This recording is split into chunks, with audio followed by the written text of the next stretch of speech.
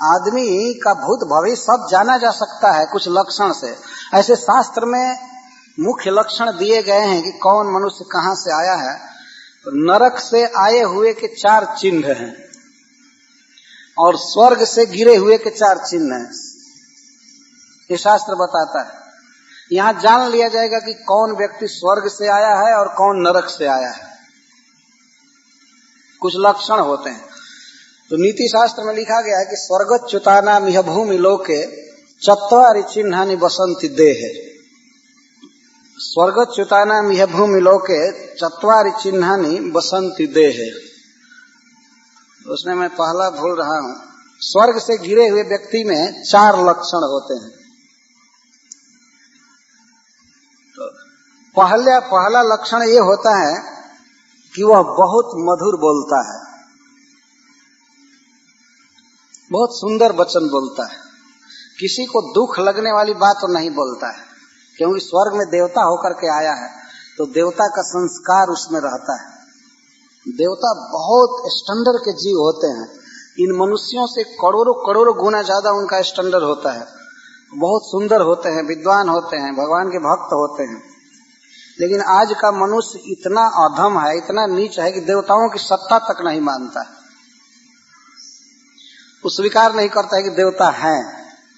जैसे मान लीजिए अमेरिका के सभी कुत्ते और गाय गधा मिल करके मीटिंग करे कि यहाँ कोई सरकार नहीं है, कोई गवर्नमेंट नहीं है। जितने पक्षी हैं या चींटी हैं, कीट पतंग सभी मीटिंग करें और सब न्यूज़पेपर में छाप दें कि अमेरिका में कोई सरकार नहीं है, हम नहीं मानते। तो इनके नहीं मानने से तो सरकार खत्म नहीं हो जाएगी, है कि नहीं?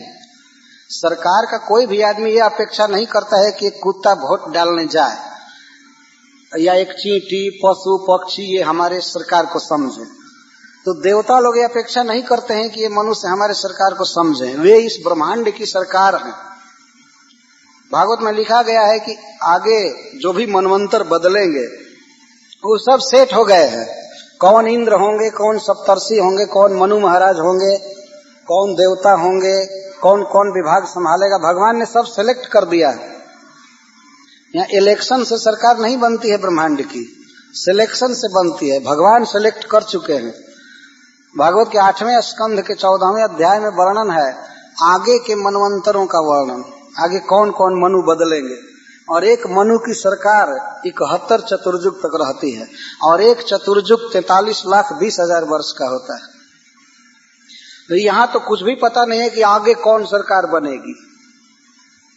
केवल 5-10 वर्ष के आगे की बात मालूम नहीं। लेकिन हमारे वैदिक ग्रंथों में लिखा गया आगे कौन इंद्र बनेगा। अभी बलि महाराज इंद्र बनेंगे, अभी सुतल लोक में वे हैं, आगे वे इंद्र बनने वाले हैं। इसमें पुरंदर नाम के इंद्र हैं। तो ये सब बातें ज्योतिष शास्त्र से जानी जा सकती है। तो देवताओं का बहुत बड़ा स्टैंडर्ड है, लेकिन हम लोगों को पता नहीं है। तो देवलोक से गिरा हुआ व्यक्ति बहुत मधुर भाषण करता है, मधुर बोलता है, ये उसकी पहचान है। और वास्तव में इस संसार में वाणी से ही मनुष्य की पहचान होती है कि कौन कैसा है। बहुत सुंदर वचन बोलना चाहिए जिससे दूसरे को सुख प्राप्त हो, स्वयं भी सुखी हो और दूसरों को सुख दे। महात्मा लोग एक कथा कहते हैं कि एक बार एक राजा वन में गया था अपने मंत्री के साथ और अपने नौकर के साथ, सर्वेंट के साथ। तो मार्ग भूल गया राजा जंगल में। वो सब इधर उधर एक दूसरे को खोज रहे थे। तो एक साधु का आश्रम था। साधु दोनों आंखों के अंधे थे, सूरदास थे। सूर कहते हैं ना, दोनों आंख नहीं रहती है तो सूरदास कहते हैं। तो सबसे पहले नौकर गया उस रास्ते से और सूरदास से पूछा, अरे अंधा, इधर कोई आदमी गया है? वो पूछा साधु से, तो वो कहे कि नहीं, इधर कोई नहीं गया। इसके बाद मंत्री गए। मंत्री पूछे कि सूरदास जी, इधर कोई आदमी गया है? तो वो कहे कि हाँ, एक व्यक्ति गए, अभी पता नहीं कौन है। इसके बाद राजा आए उसी रास्ते से और राजा जी पूछे कि सूरदास जी महाराज इधर से कोई आदमी गए हैं, तो वो सूरदास कहे कि हाँ सरकार, आगे आगे आपका नौकर गया और बीच में आपके मंत्री जी गए और इसके बाद सरकार आप आए हैं। तो राजा को बड़ा आश्चर्य हो गया। राजा ने पूछा कि आप उन लोगों से उनका आइडेंटिटी परिचय पूछे थे क्या?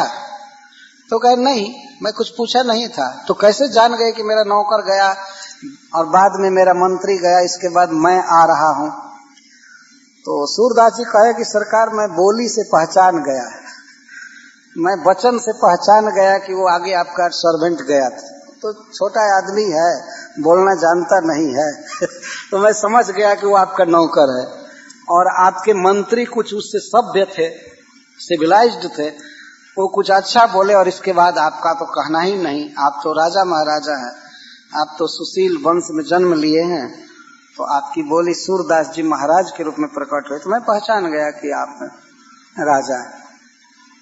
तो बोली से वो पहचान में आ जाती है। और सुरार्चनम, वह व्यक्ति देवताओं की पूजा करता है। जो स्वर्ग से गिरा होता है वो देवताओं का आदर करता है, उनकी पूजा करता है, क्योंकि उस समाज में से आया है, वो संस्कार रहता है। और जो नरक से आता है वो देवताओं को गाली देता है। तो नरक में दुख भोग कर आया है, जमराज के दूत उसे सताते हैं, वही संस्कार वही सब लेकर के आता है नरक। देवताओं का नाम सुनते ही जल जाता है। ये लिखा गया है लक्ष्मण ब्राह्मण तर्पणम च, और स्वर्ग से आया हुआ व्यक्ति ब्राह्मणों का आदर करता है, ये लिखा गया है।